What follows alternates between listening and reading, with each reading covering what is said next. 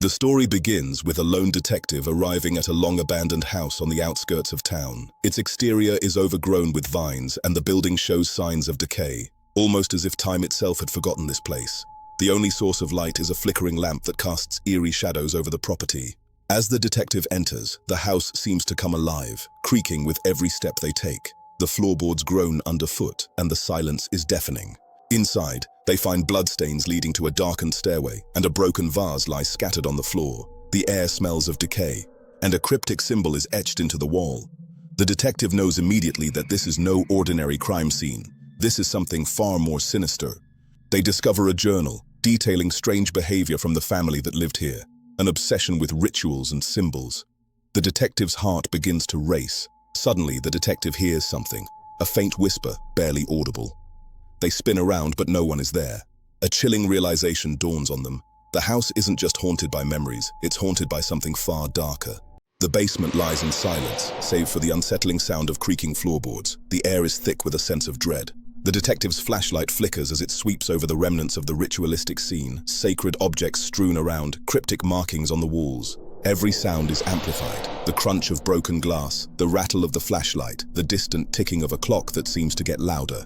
In a corner, half hidden beneath old furniture, lies a torn, yellowed letter. The words are written in a hurried, almost frantic scrawl. It's a confession. The writer speaks of the silent witness, a being that forces its victims to witness horrors they can never escape. Suddenly, a figure steps into the light. Its movements are jerky, unnatural. Its face is a distorted mass of shadow and anguish. Desperation fuels the detectives' movements. They dash toward a narrow window, but the creature is right behind them, its grip unrelenting. With a final scream, they are dragged back into the deep, and in the silence that follows, a whisper remains. You are the next silent witness. The story doesn't end with the detective's disappearance. The house, silent for a long while, begins to stir once again. As the shadows lengthen, whispers begin to echo through the peeling wallpaper. The atmosphere is thick with an eerie energy. Deep in the attic, a forgotten journal lies buried. Its pages are yellowed, the handwriting frantic and smeared. It reveals a terrifying truth. The silent witness isn't just a curse on one family, it's a chain, passed down to anyone who dares to investigate. The journal speaks of multiple victims, each one bound to the house, forced to witness the horrors within. But it also reveals something even more sinister. The only way to escape the curse is to pass it on to a new victim. The final entry reads, "I didn't think it would be me, but it's happening. They're waiting for someone to uncover the truth. It's been passed on to me, and now it's passed on to you. You'll be the next to witness." Footsteps echo. A figure watches from the shadows, eyes glowing with the same malevolent energy as the silent witness. It's your turn now. In the present, another detective arrives, unaware of the horrors. Reaching for the same door the first one opened. A slight distortion in the glass warns them, but they hesitate, and open the door anyway. The door slams shut with a deafening bang. Trapped. Shadows twist and contort on the walls. They are not alone. The silent witness is already there, waiting in the dark corners. Panic sets in. Whispers grow louder, ringing in their ears. Mistakable, insistent. You're the next silent witness. The last thing they see is the house itself reaching out to claim them. Silence returns to the house, but the whispers remain, carried on the wind, waiting for the next visitor. The camera opens in a dimly lit room, the only light coming from a flickering candle on a table. The shadows stretch across the cracked walls of a small, barren apartment. A figure steps into the frame. Detective Isabella Mora. She's younger than the others, with a sharp gaze that's seen too much. Her face shows the strain of sleepless nights spent going over old case files. Isabella reaches for a file on the table, her fingers trembling ever so slightly.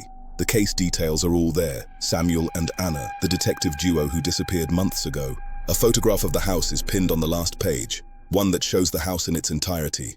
But there's something different, a faint figure standing in one of the windows. As Isabella turns the page, a sudden chill fills the room. The shadows in the corners grow thicker, darker. She glances toward the window, feeling a creeping sense of dread. Later that evening, Isabella drives alone down a long, deserted road. The headlights cut through the night, illuminating the eerie landscape. The road seems to stretch forever, but in the distance a shape begins to appear, a shadow in the mist. The house. It seems different tonight, darker, more menacing. Isabella steps out of a car. The door, now ajar, creaks ominously as she pushes it open. The silence is deafening. She steps inside, the beam of her flashlight cutting through the darkness. The floorboards creak underfoot. There's no one here, but the house feels alive, watching, waiting. Suddenly, a cold draft sweeps through the room. The door slams shut behind her. Isabella jumps, spinning around. The feeling of being trapped is overwhelming. She reaches the basement door. She knows she must go down, but the fear in her eyes betrays her nerves. She steps forward, gripping the doorknob. She descends, the creaking of the stairs echoing through the basement. The basement is cold, damp, and unnervingly quiet. She moves carefully. Then she hears it. A faint dragging sound. A figure in the corner. Just a shadow at first, but it becomes clearer. A twisted, distorted version of a human being. Isabella's hand shakes as she raises the flashlight. The beam lands directly on the figure, revealing a grotesque, rotting face. The eyes snap open and the figure lets out an inhuman growl. She spins around, only to find herself face to face with another figure. Tall, skin stretched tight over bones, a twisted mask of agony.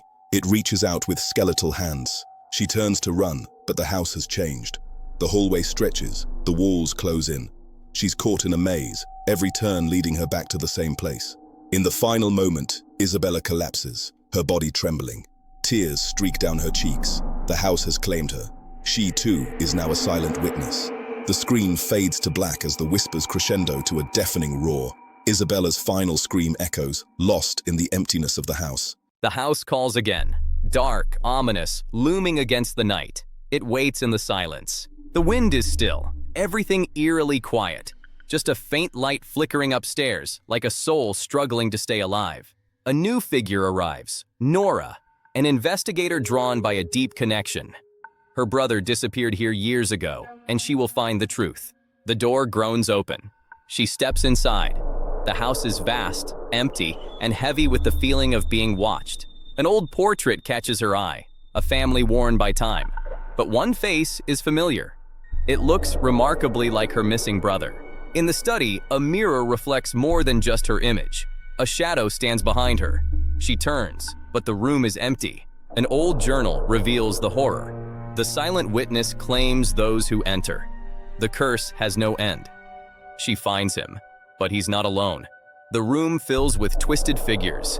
The silent witness is here, all around her. The house consumes another.